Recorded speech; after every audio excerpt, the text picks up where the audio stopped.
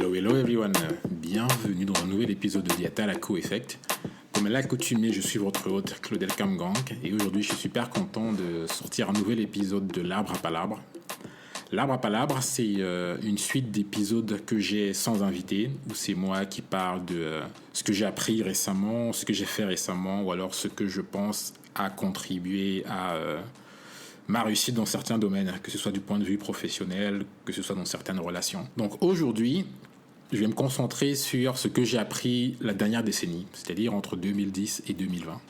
Alors par contre, avant d'y aller, on est en 2020, nous sommes en mai 2020, l'année a commencé depuis 5 mois déjà, et depuis 2-3 mois, nombreux d'entre nous sont confinés à la maison à cause du fameux coronavirus. Donc juste prendre un petit moment pour, encore une fois, observer 10 secondes de silence pour ceux d'entre nous qui ont perdu un proche, qui ont perdu leur boulot, qui ont tous ceux qui subissent les effets de ce virus de manière un peu plus prononcée que simplement être confiné à la maison.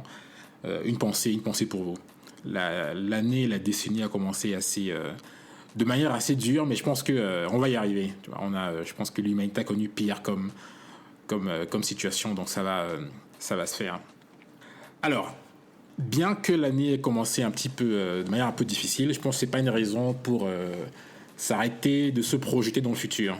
Donc, oui, c'est difficile, mais encore une fois, on va y arriver. Donc, comment est-ce que je me projette moi dans le futur ? Donc, quand je pense à entre 2020 et 2030, qu'est-ce que je veux faire, qu'est-ce que je veux accomplir ?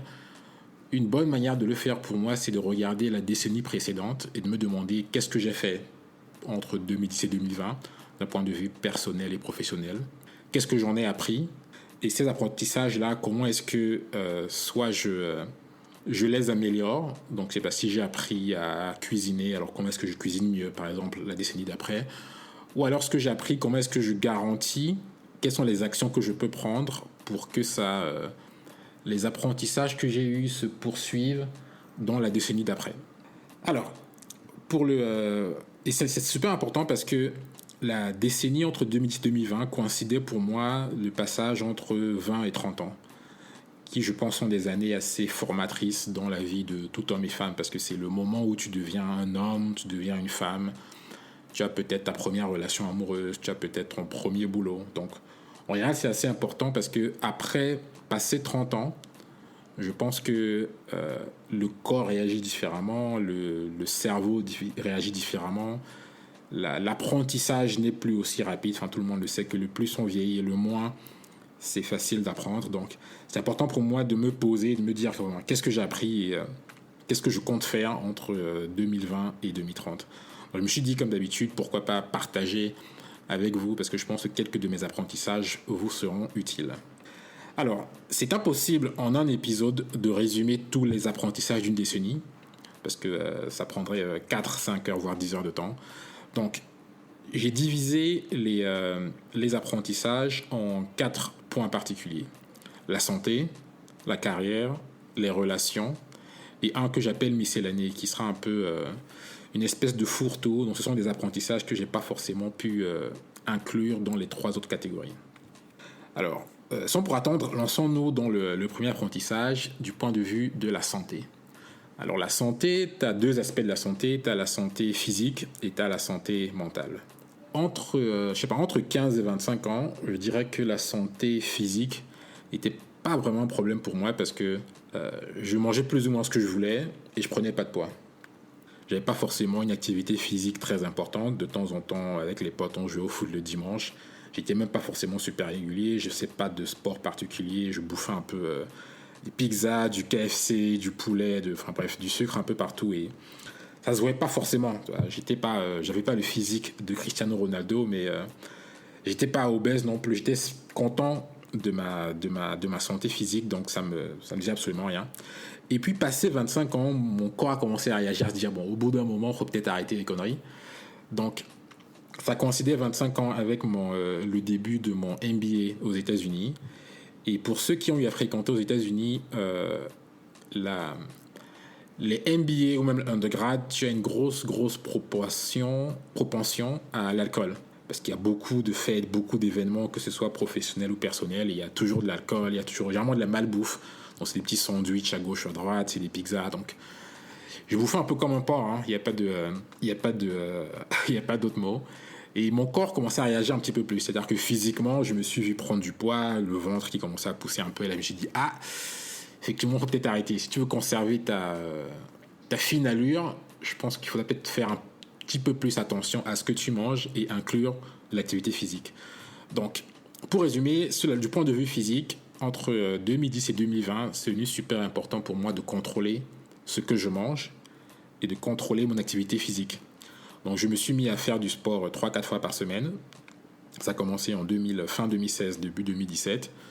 Je contrôlais un petit peu ce que je mangeais, donc je ne suis pas aussi pointu où je me dis je mange tel nombre de calories et dans les calories, telle proportion c'est des protéines, l'autre non, c'était pas aussi.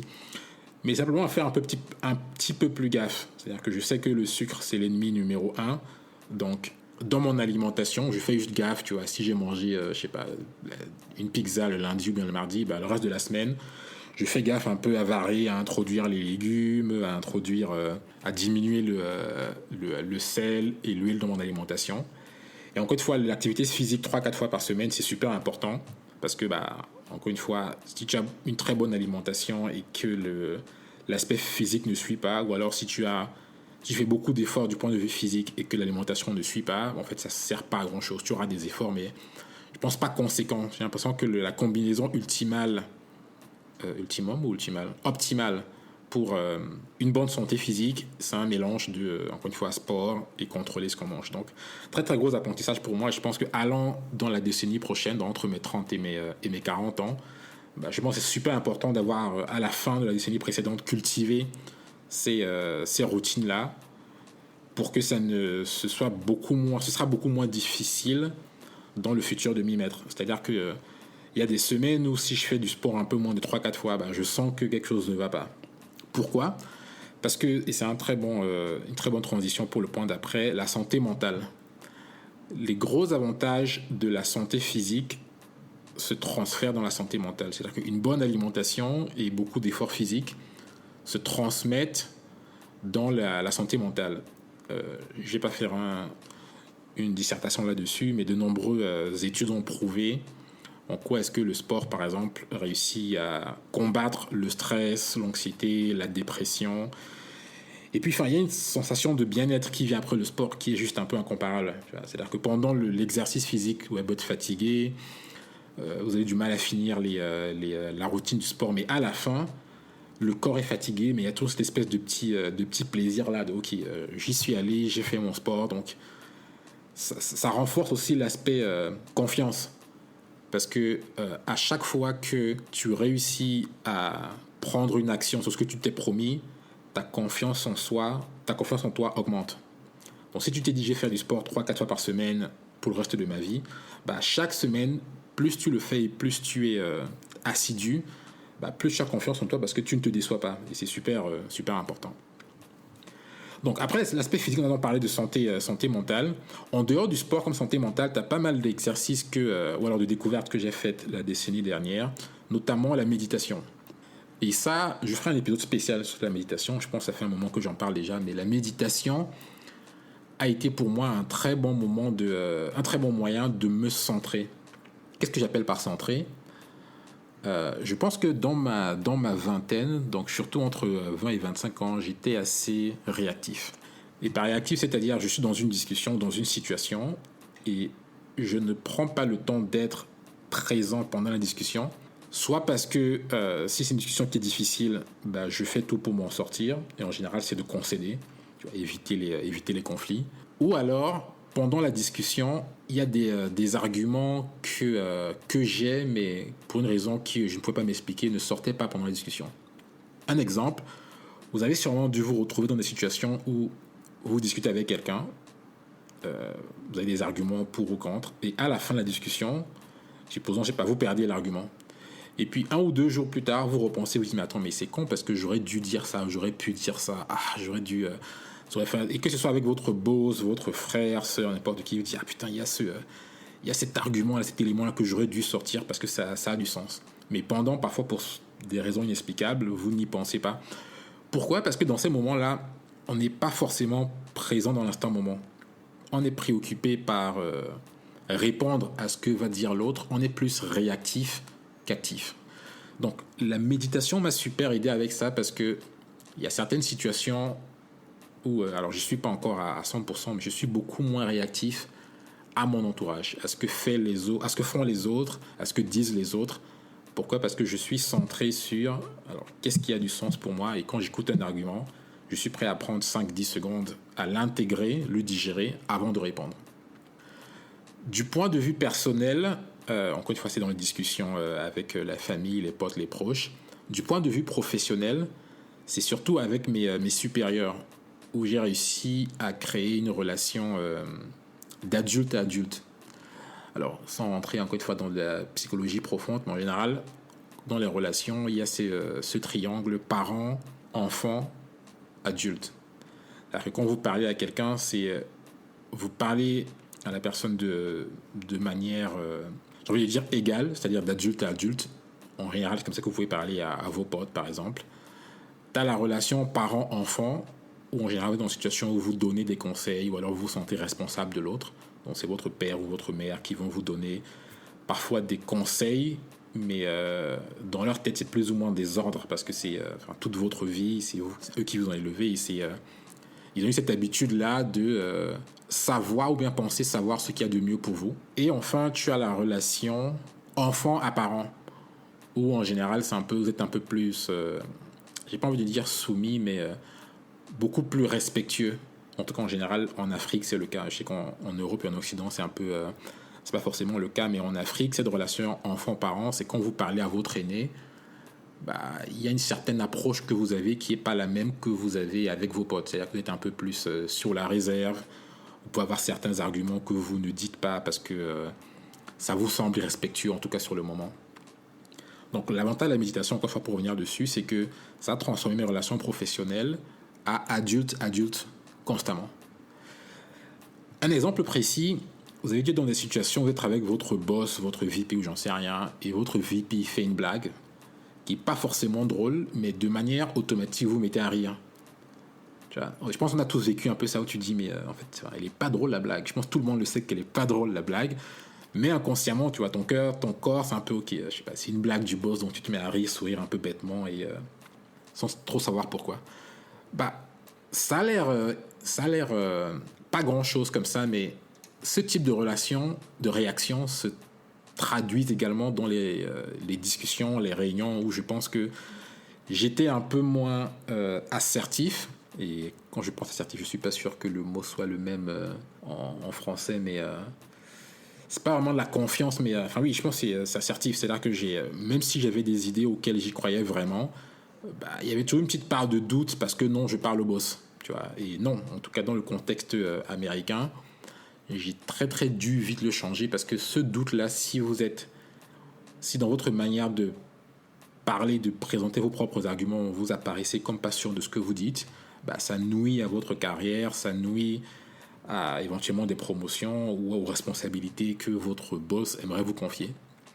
Donc la méditation, encore une fois, dans ce travail de se centrer sur soi permet dans ces situations-là de, tu vois, encore une fois, pas rire bêtement ou alors en ayant des arguments d'être clair, d'être précis et d'être, encore une fois, assertif dans ce qu'on présente. Donc j'ai été un peu long sur le sujet santé, mais c'est important. L'aspect physique, encore une fois, j'ai parlé de l'exercice physique et de ce qu'on mange. Et de l'aspect mental, santé mentale, les bénéfices de l'aspect physique se transfèrent à l'aspect mental et en plus la méditation, encore une fois pour moi, ont été super bénéfiques. Et encore une fois, je pense que la situation que nous vivons nous rappelle que sans santé, on n'a pas grand-chose. Donc clairement, c'est devenu une priorité numéro 1 pour moi.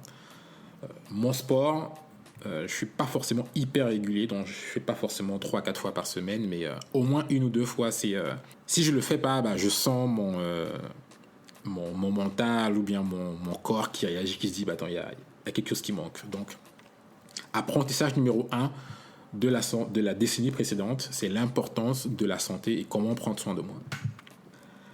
Le deuxième point sur lequel j'ai beaucoup appris la décennie précédente, c'est au niveau des relations.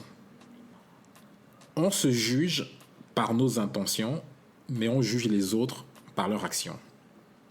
Je vais le répéter.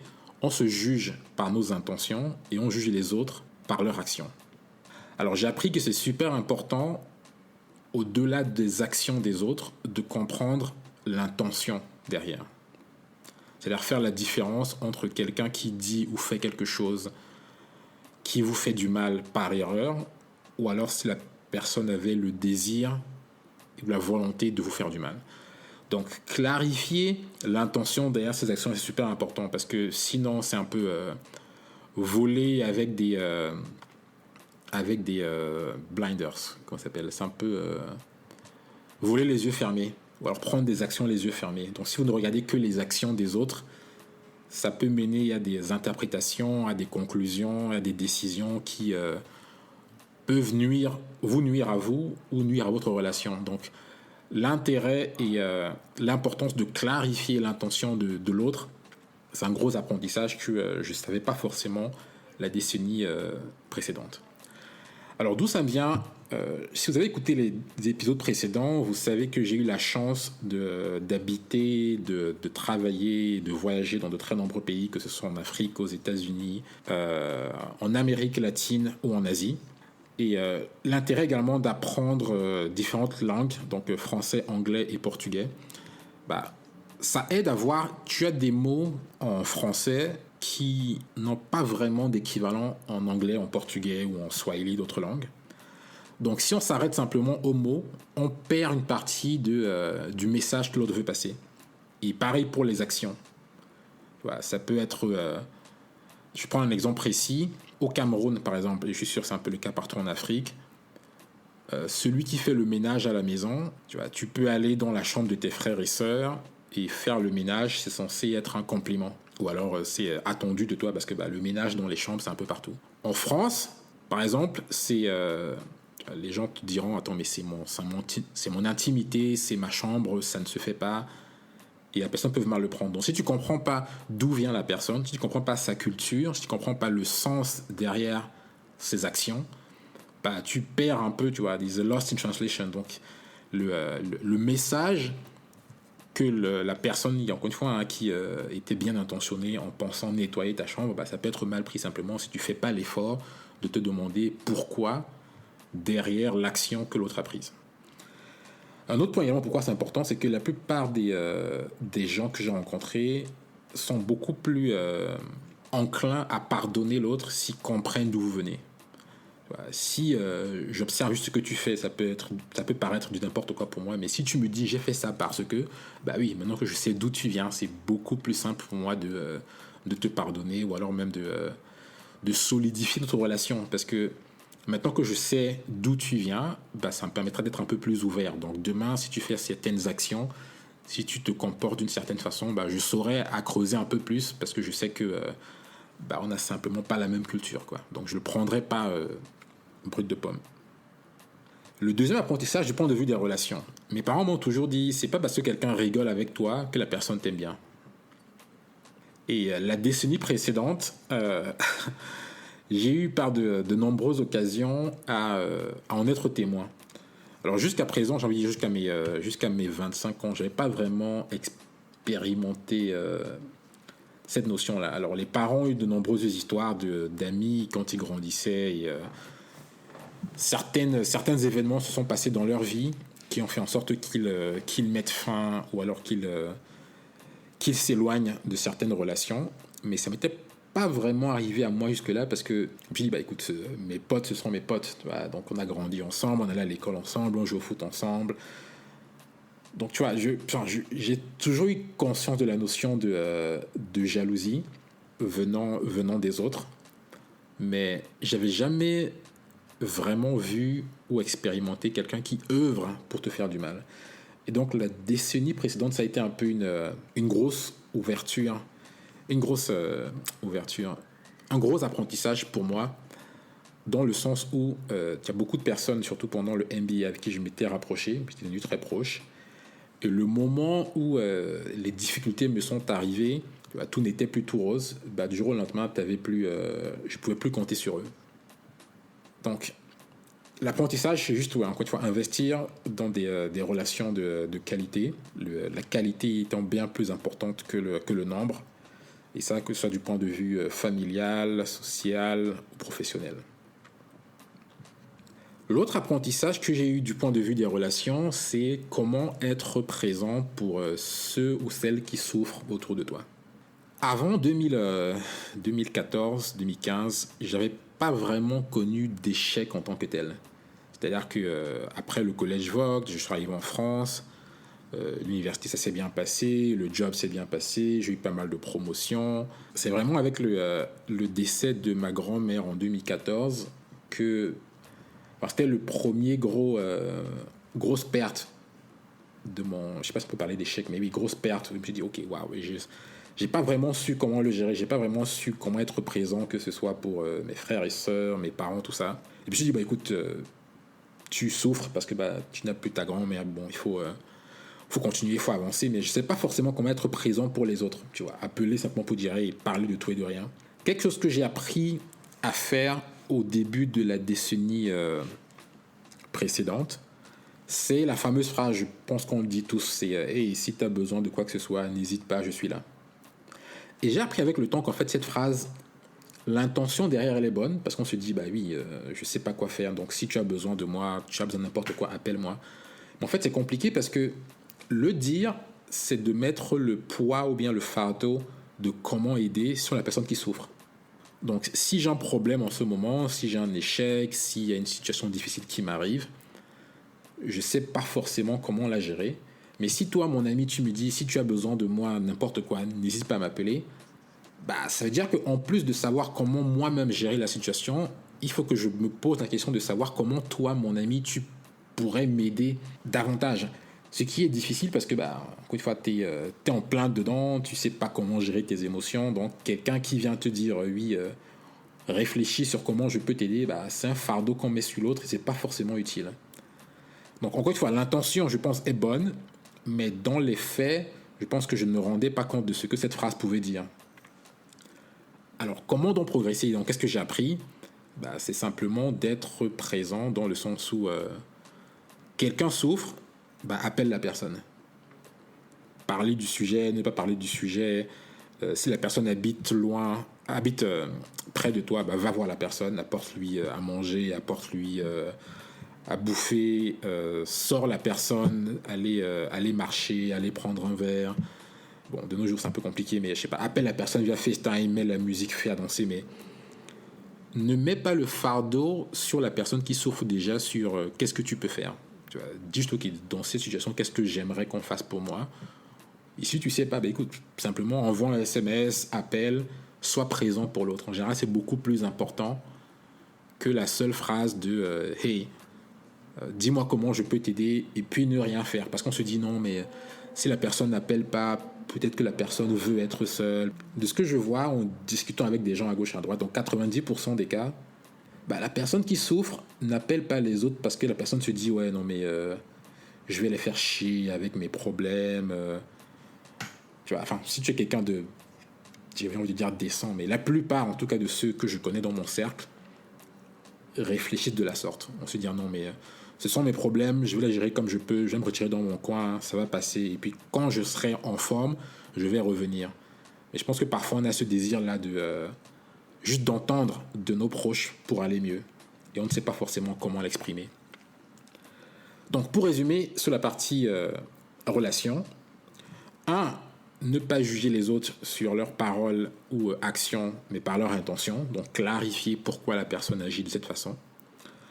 En 2, investir sur des relations de qualité et pas de quantité. Et en 3, être présent pour les autres. Ce n'est pas leur demander comment est-ce qu'on peut être utile, c'est de juste...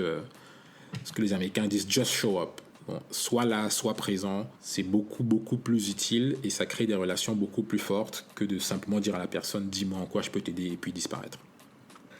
Alors, on a parlé de la santé, on a parlé des relations. Le troisième point qui a été gros apprentissage également, c'est du point de vue carriéral, professionnel. J'ai appris la décennie précédente que c'est super important d'avoir un objectif de vie et pas simplement un objectif, j'ai envie de dire, semi-temporel. C'est-à-dire, je veux rejoindre Facebook, je veux bosser pour Google, je veux bosser pour, Apple, je veux bosser pour Goldman Sachs. Quand j'ai eu mon master en informatique, si vous m'avez posé la question en 2011, qu'est-ce que tu veux faire? J'ai dit, écoute, je veux bosser pour la plus grosse boîte avec le plus gros salaire. Pourquoi? Parce que du point de vue social, bosser pour Apple, Google, c'était mieux vu dans ma tête que bosser pour, Claudel Consulting. Et j'avais pas forcément de raison derrière. J'aurais pas été capable de te dire qu'est-ce que je veux apprendre, ou alors, 10 ans, 20 ans plus tard, qu'est-ce que je veux accomplir, tu vois. C'était non, je veux bosser pour une bonne boîte parce que, peut-être partant de cette boîte-là, ce sera plus facile de retomber dans d'autres boîtes. Du point de vue salarial, ce sera important, mais voilà. Et puis ça se traduit par quoi?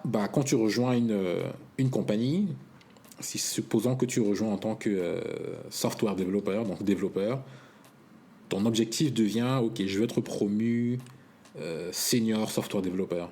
Après, je vais être promu manager, puis je vais être promu directeur. Mais parfois, j'ai eu des discussions avec des hommes et des femmes, parfois de 50, 60 ans.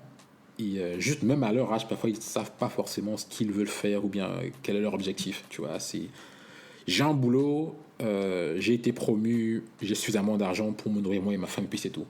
Encore une fois, il n'y a pas forcément de mal à ça. Mais je pense qu'être instrumental de manière beaucoup plus profonde dans les choix de carrière, ça aide un peu à se diriger. Et puis, je pense que ça aide en fin de vie à avoir un sens d'accomplissement qui est beaucoup plus important que de se laisser plus ou moins bercer par la profession. Se dire, écoute, ça fait 2-3 ans que je bosse pour BNP Paribas, donc c'est peut-être temps de changer parce que je vais me prendre sûrement 15-20% sur mon salaire, donc allons-y. Encore une fois, il n'y a pas forcément grand-chose de négatif avec ça, mais de se dire, ok, dans ma vie, je pense que je veux pouvoir améliorer l'éducation des femmes en Afrique. Aujourd'hui, 50% des femmes ont une éducation du niveau baccalauréat. Si à la fin de ma vie, ça passe de 50 à 55%, ce serait idéal. Voilà mon objectif de vie. Alors, comment ça se passe? Qu'est-ce qu'il faut que je fasse? Alors, il faut que je connaisse sur l'éducation. Donc, peut-être que je vais rejoindre une université. Peut-être que je vais me former sur comment éduquer. Peut-être que je vais savoir quels sont les efforts qui sont faits en Afrique aujourd'hui du point de vue de l'éducation. Donc, comment est-ce que je le fais? Ok, peut-être que je vais rejoindre une ONG, peut-être la Banque mondiale pour comprendre comment est-ce que ces projets sont fondés. Du point de vue capital, comment est-ce que le capital est levé, qu'est-ce qui est important ou pas dans l'éducation, comment est-ce qu'on... Donc, cet objectif de vie, ça fait les choix intermédiaires de carrière en termes du point de vue géographique, du point de vue position, extrêmement facile. Où tu te dis, si je veux faire ça en fin de vie, et disposons qu'à 60 ans, c'est considéré comme la fin de ma vie professionnelle, avoir un objectif de vie, ça permet de... découper et structurer les apprentissages au fur et à mesure.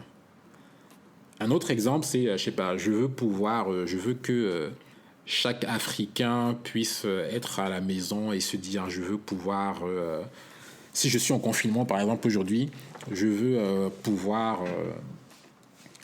je veux que chaque Africain soit capable de trouver du boulot sans forcément quitter la maison. Ok, ça veut dire quoi? Ça veut dire qu'il faut que Internet soit beaucoup plus propagé que ce soit le cas aujourd'hui, que ce soit beaucoup plus affordable. Il faut que les devices, donc le matériel utilisé pour se connecter sur Internet, pareil, soit beaucoup plus propagé et affordable. Donc, et enfin, il faut que via Internet et via ces outils, qu'il y ait des produits suffisamment simples et faciles d'accès pour que tout le monde puisse, 1, les comprendre, 2, s'y connecter, et puis 3, trouver du travail vers ces biais-là. Donc voilà un objectif qui, de mon point de vue, est louable. Et donc, si une fille pense ou alors a cet objectif-là à 20 ans, elle vient de finir son master informatique, elle peut dire, ok, numéro 1, il faut que je comprenne comment est-ce qu'on construit une application. Ça, tu rejoins un job, tu dis, ok, je me donne 1 an ou 1 an et demi maximum où je veux être confortable sur comment créer une application de zéro. En quoi c'est important? Parce que tu sais déjà ce que tu veux faire 20, 30 ans plus tard, ou alors 5, 10 ans plus tard. Dans ton apprentissage au boulot, les questions que tu te poses, ce que tu apprends, ce que tu veux découvrir, a un objectif. Ce n'est pas simplement savoir coder pour savoir coder, c'est non, savoir coder parce que tu te poseras les questions. Ah, je vois comment tel aspect du produit pourra se traduire dans le produit que je veux créer demain sur l'éducation. Après, tu peux dire, ok, je ne connais pas grand-chose sur l'architecture parce que je sais coder, mais derrière mes bases de données, où est-ce que je store les données, comment je les sécurise, il faut que j'apprenne un peu sur l'architecture. Donc les 2 années prochaines, je peux rester développeur, mais peut-être me rapprocher un peu plus des architectes pour comprendre ce qu'ils font. C'est super important, encore une fois, parce que c'est pas forcément l'apprentissage que tu dois faire, mais également comment est-ce que tu construis ton réseau. Tu n'as pas forcément besoin d'être le meilleur codeur ou bien le meilleur architecte, mais simplement comprendre la logique derrière ces éléments est importante. Ou alors, si je veux construire, encore une fois, si j'ai cet objectif sur l'éducation demain, il faudra que j'embauche un architecte. Donc, comment est-ce que je fais la différence entre un bon architecte et un mauvais architecte? Ça, si tu ne connais pas l'architecture, tu ne sauras pas dire grand-chose.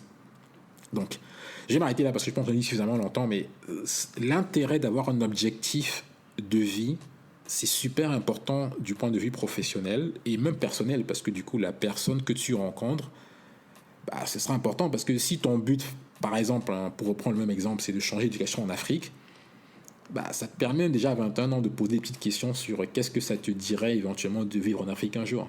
Donc, si la personne ne veut pas, dès le départ, tu sais plus ou moins que tu vas dans un mur. Ça ne veut pas dire qu'il faut arrêter la relation, mais simplement, au moins, tu auras conscience qu'il y aura des efforts à faire pour convaincre la personne d'aller en Afrique. Si la personne veut en Afrique, encore mieux. Mais si tu ne sais pas où tu vas te laisser un peu bercer par les vents et marées et tu vas poursuivre le gain du profit. Et à mon avis, à mon humble avis, encore une fois, là, il y aura comme un creux et une profonde insatisfaction de ne rien faire pour les autres, mais que pour toi-même. Le deuxième point, du point de vue professionnel, c'est que j'ai appris que j'ai la volonté, l'intelligence et l'aide suffisante pour être un entrepreneur.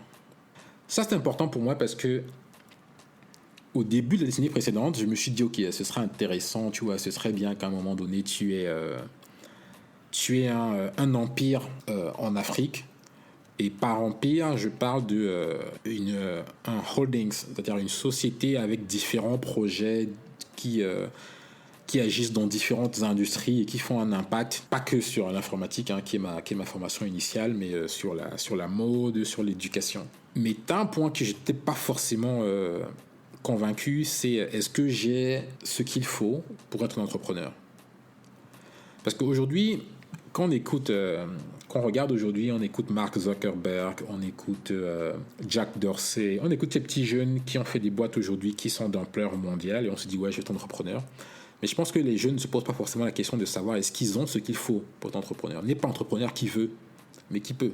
C'est-à-dire que je ne pense pas qu'il y a forcément un plus et un moins entre être entrepreneur ou bien être salarié. Chacun sa volonté, chacun ses atouts. Mais le coût sociétal, le coût mental, le coût financier qu'est être entrepreneur n'est pas forcément compris par tout le monde. Donc, la décennie dernière, grâce à la start-up sur blockchain que j'avais entre Singapour et l'Inde et un petit peu le Ghana vers la fin, m'a permis de comprendre, même si la start-up a échoué, ça m'a permis de comprendre, ce que ça voulait dire de mener une start-up, d'avoir des gars et des filles qui dépendent un peu de toi, les décisions que tu prennes. Tu n'as pas de directeur, directrice ou bien de boss qui vont te dire oui, non, fais ci ou pas. C'est être plus ou moins maître de ton destin et savoir si j'ai ce qu'il faut pour gérer ce type de pression. Ça a été un énorme apprentissage parce qu'aujourd'hui, même si je suis retourné dans le monde du travail en tant que salarié, encore une fois, ça me permet, parce que j'ai cet objectif et cette connaissance à long terme, d'être beaucoup plus précis et spécifique dans ce que je veux apprendre. Donc, quitter un peu les aspects techniques et me concentrer un petit peu plus sur l'aspect managérial, par exemple. Comment inspirer les gens autour de moi. Pas forcément manager, mais inspirer. C'est super important, et encore une fois, surtout pour une start-up où la plupart du temps les salaires initiaux ne sont pas ouf.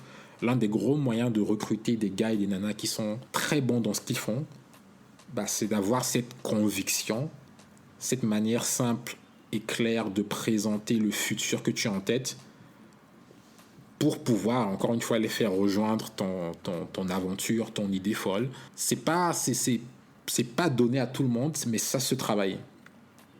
Donc, encore une fois, gros apprentissage de savoir que j'ai ce qu'il faut pour être un entrepreneur. Il s'agit simplement d'améliorer 2 ou 3 aspects que je sais que j'ai pas encore forcément et que je sais de sources sûres que dans les 3, 4, 5 prochaines années, j'aurai.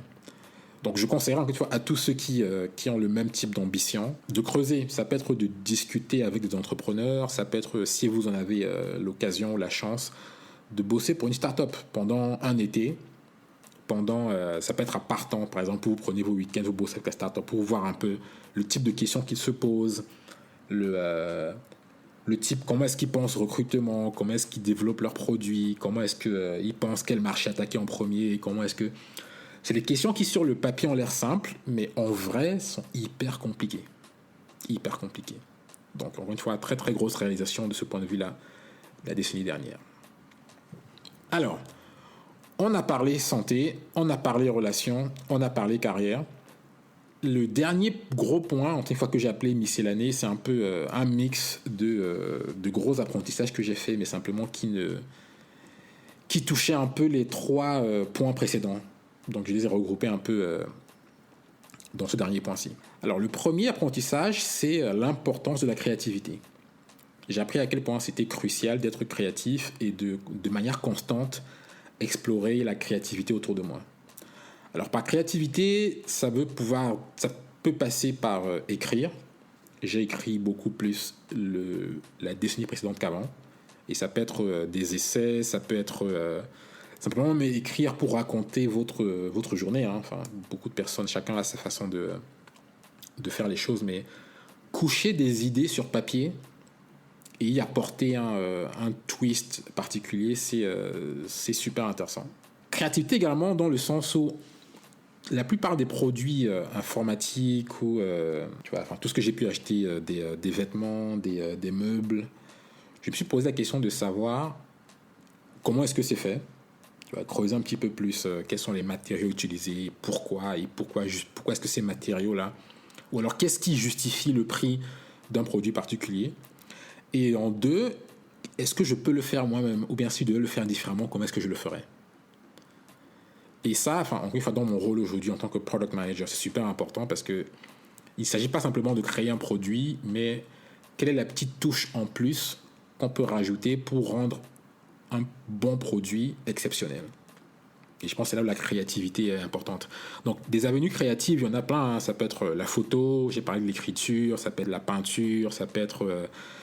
je sais pas, mais juste faire quelque chose où on produit on produit quelque chose de manière un peu plus différente que les autres. Ça, je pense que c'est super important parce que ça met le cerveau dans une certaine routine on arrête de consommer, mais on produit. Et je pense qu'aujourd'hui, je vais en parler dans mon deuxième point, mais on a tellement de médias ou bien de moyens de consommer. Alors, c'est vrai pour le reste du monde, mais c'est extrêmement vrai aux États-Unis, qui est une société de consommation à des ampleurs assez astronomiques. Mais au moins aux États-Unis, ce que je vois peut-être un peu moins ailleurs, surtout en Europe en tout cas, il n'y a pas forcément cet élan dans l'éducation, ou bien au jour le jour, dans les professions, de produire. Et évidemment, qui parle produit, créativité est un élément important. Donc, très très gros apprentissage, apprendre et être au quotidien un peu plus créatif. Le gros apprentissage en deuxième point dans les miscellanées, c'est l'avantage des sacrifices. La notion de prendre une action aujourd'hui, faire quelque chose aujourd'hui et en tirer des bénéfices à long terme. J'ai pris l'exemple de Zuckerberg et de Jack Dorsey, et je pense que ça a mis un peu dans la tête de beaucoup de jeunes que le succès se fait en un jour ou en un an. Alors oui, c'est le vrai pour certaines personnes, mais je pense qu'on oublie parfois que ça reste une extrême minorité. Faire quelque chose aujourd'hui et avoir des répercussions à long terme demande de la patience, demande une certaine maturité qui, encore une fois, hein, je n'avais pas forcément entre mes 10 et mes 20 ans, c'est crucial, et que j'ai appris à développer entre mes 20 et mes 30 ans.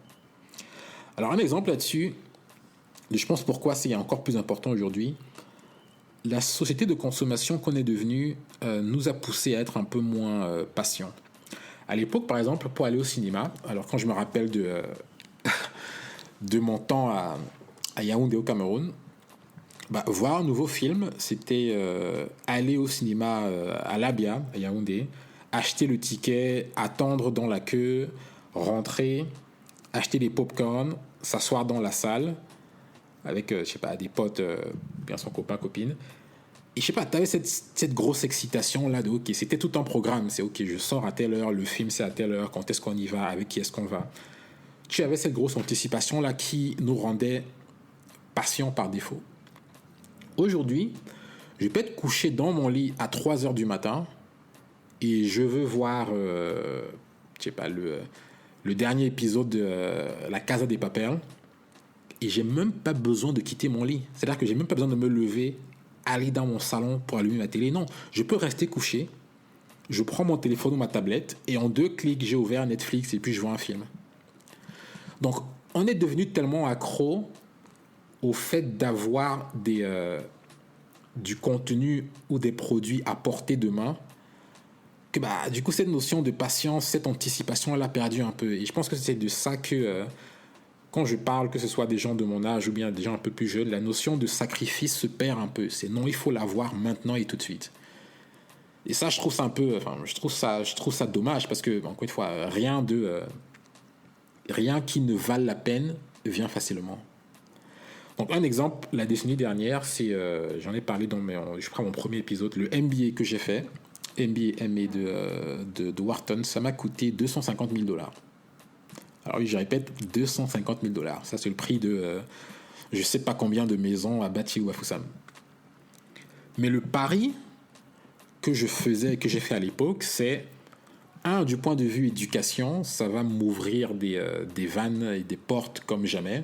Et ça a été vrai, parce que j'aurais pas eu le boulot à JP Morgan ou bien McKinsey sans ce MBA-là. Enfin, j'aurais pu l'avoir, mais ça aurait pris beaucoup plus de temps, je pense, de boulot et de chance également. Et de deux, au-delà de l'aspect professionnel, même du point de vue humain, ce que ça m'a appris, c'est quand même 2 ans pendant lesquels tu vis quasi tous les jours avec des Mexicains, des Brésiliens, des Italiens, des Indiens, des Colombiens, des Canadiens. Tu apprends tellement à l'école et en dehors de l'école que pour rien au monde, je ne regretterais ces 2 ans-là ou bien ces $250,000 là. Alors, je ne suis pas en train de dire à tout le monde, allez faire un MBA, c'est la voie royale ou je sais pas quoi. Chacun fait ce qu'il veut. Mais de mon point de vue, c'était un gros sacrifice parce que je le rembourse aujourd'hui, je continue à le rembourser sur les années qui viennent. Mais ce que j'en ai appris au jour le jour de manière quotidienne, dans ma manière de parler, de m'exprimer, de structurer ma pensée, ou simplement dans ce que j'ai pu faire socialement et professionnellement, j'aurais pas pu le faire sans le MBA. Ou alors j'aurais pas fait de manière aussi rapide, ou alors j'aurais simplement pas eu ce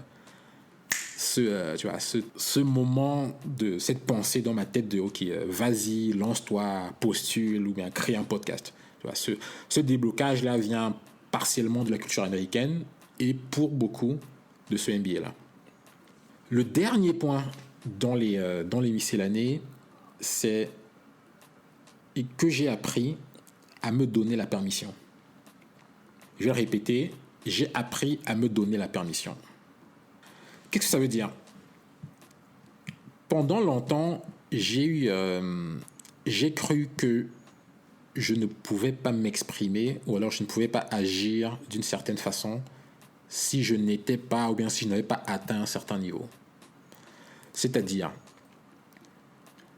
je ne peux pas agir en Afrique parce que je n'ai encore rien fait du point de vue de ma carrière, ou alors je n'ai pas appris suffisamment, ou alors je ne suis pas encore un expert. Donc tant que je ne le suis pas, je ne peux pas le faire. Et ça, je blâme un tout petit peu l'éducation française que j'ai reçue, parce que, et encore une fois, c'est pas... il y a du plus et il y a du moins, mais L'aspect négatif, c'est un peu la société française, ou bien l'éducation française en tout cas. Elle est structurée d'une certaine façon qui, en tout cas à l'époque, hein, ça a peut-être changé depuis les 5 ans où j'y ai pas été. Mais à l'époque, en tout cas, c'était un peu si t'es pas un expert, tu peux pas parler d'eux. Tu vois. La manière dont les débats étaient organisés, de manière où, tu vois, quand tu vois les mecs ou les nanas qui écrivent un nouveau bouquin, les mecs qui les critiquent, bah, ce sont des experts en littérature, ce sont des...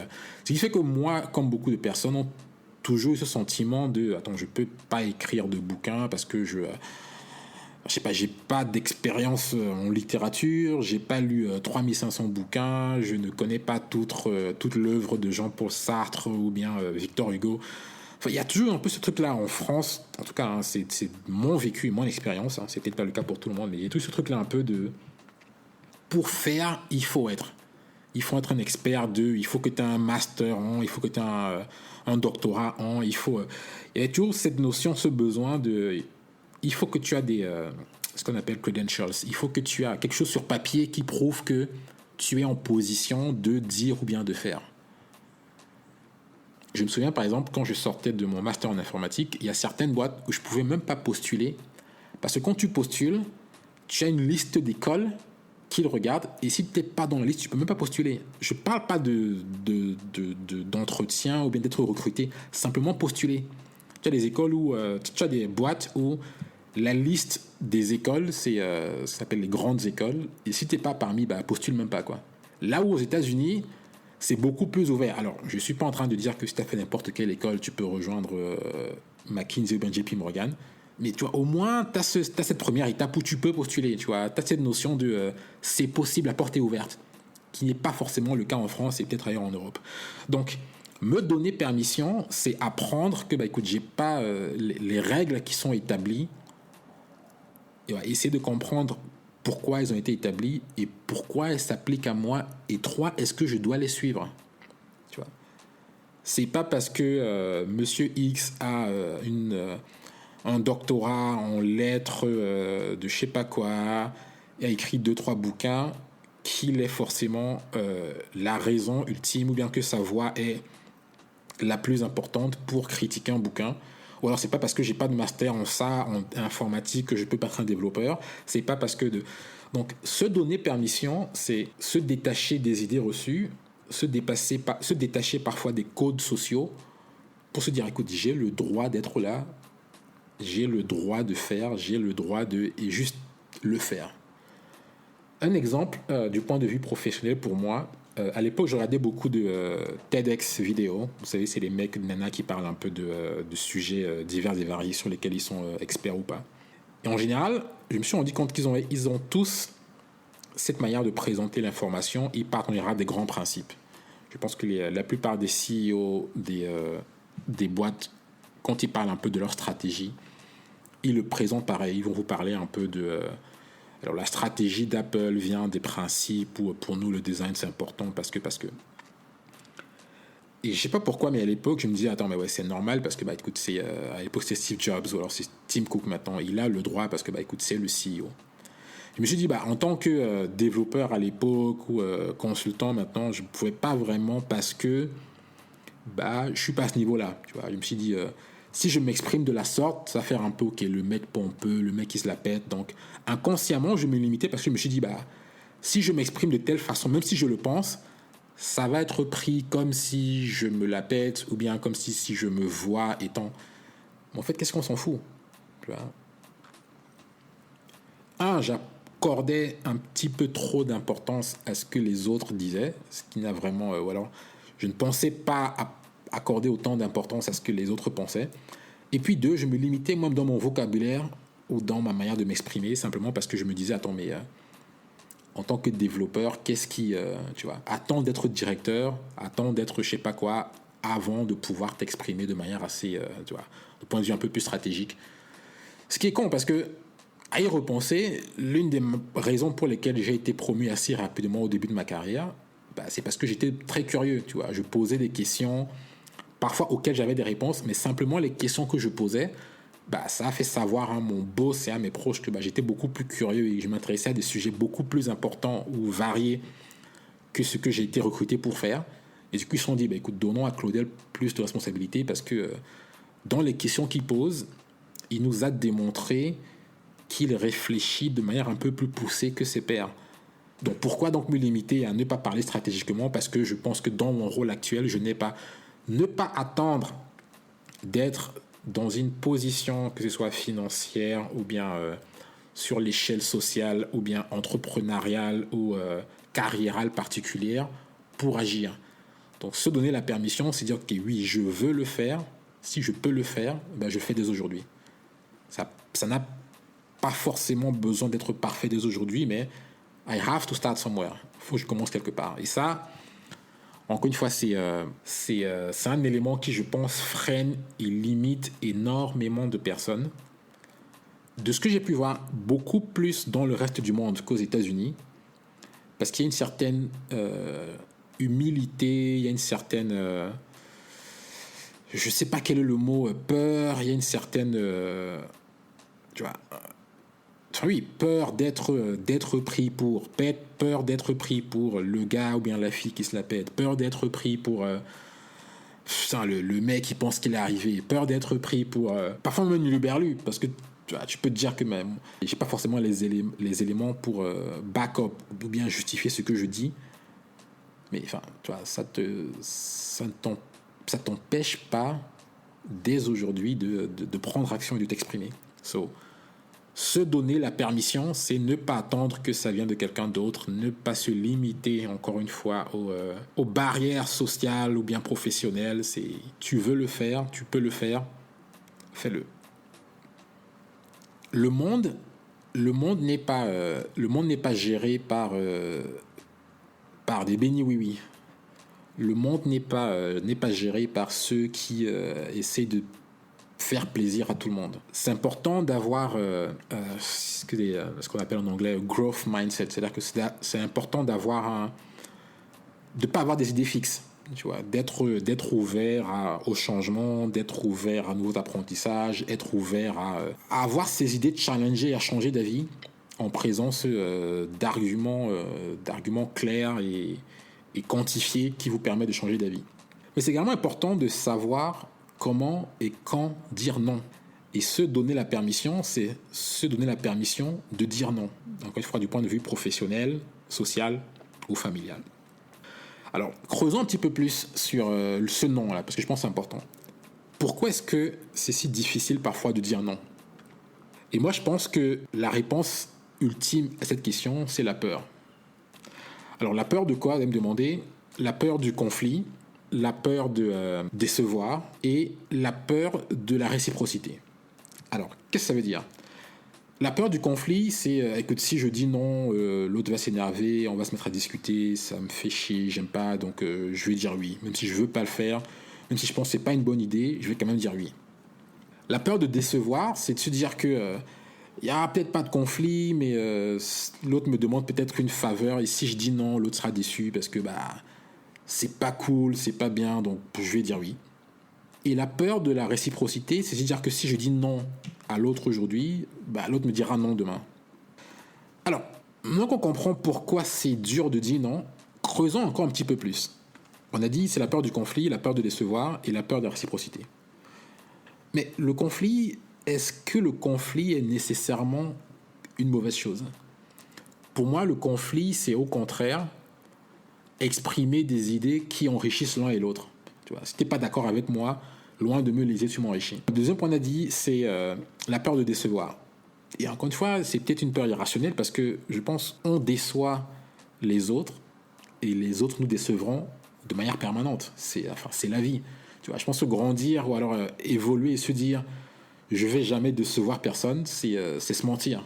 Tu vois, donc, c'est une peur réelle, mais peut-être un peu injustifiée si on y pense parce que, encore une fois, tu peux pas espérer avancer dans ta vie sans décevoir personne. C'est normal, il faut s'y faire. Dire ok, cette fois-ci, je vais peut-être la décevoir, mais c'est pas grave.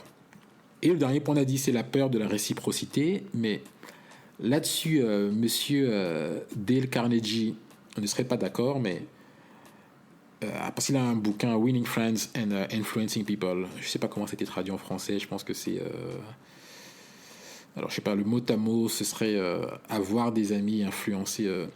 Influence et manipulation. Je pense que c'est ça le mot, le livre en français. Corrigez-moi si je me trompe. Alors, il sera peut-être désaccord, mais. Il sera peut-être désaccord. Il sera peut-être pas en accord avec moi, mais cette histoire de réciprocité, je pense pas que tout ce qu'on fait et nos actions doivent être dirigées par la réciprocité. Tu vois. C'est un peu, pour moi, c'est une forme de manipulation qui. Alors oui, quand tu es ton ami, tu espères ou tu t'attends à ce que ton ami t'aidera un jour ou demain, mais c'est pas, tu vois, pour moi, c'est pas une motivation derrière agir. C'est une attente parce que socialement, c'est une attente de je te fais du bien, tu me fais du bien. Mais c'est pas, tu vois, je me lève pas le matin en me disant que je vais accepter telle demande parce que je m'attends à ce que demain, enfin, c'est des conneries. Du coup, bah, c'est-à-dire que je dois pas avoir peur de te dire non parce que je me dis, si je te dis non aujourd'hui, tu me diras non demain.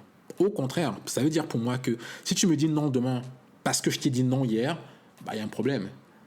C'est-à-dire que c'est peut-être une relation de donnant-donnant, ou bien on attend quelque chose l'un de l'autre constamment, et pour moi, c'est pas une relation que j'aimerais entretenir.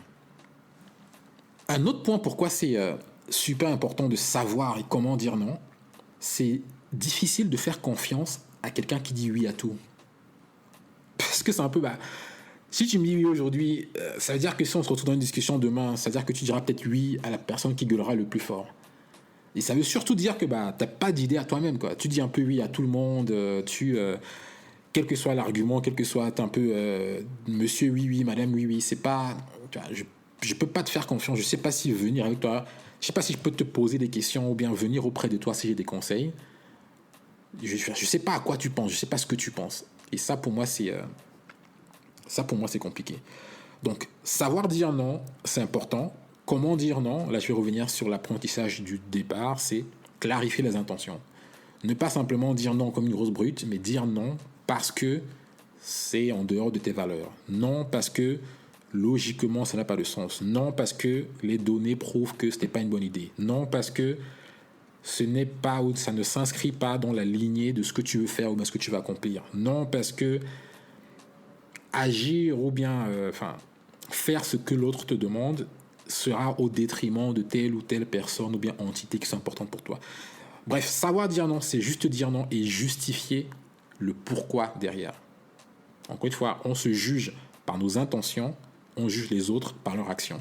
Donc si vous ne voulez pas être jugé sur le pourquoi vous dites non, il faudra au préalable clarifier vos intentions. Un dernier point, ça fait à peu près 1 heure que nous discutons, mais je pense que c'est important. Et comme je disais au départ, hein, c'est super important et difficile de résumer tous les apprentissages en un podcast, mais je pense important de prendre le temps parce que c'est pas tous les jours la fin d'une décennie. Donc je pense que ces apprentissages-là, ça vaut le temps d'en parler, ça vaut le temps de creuser et ça vaut le temps de fournir des exemples particuliers pour que ça ne résonne pas comme juste des mots, mais encore une fois, ces mots sont ancrés dans des exemples et dans un vécu en particulier.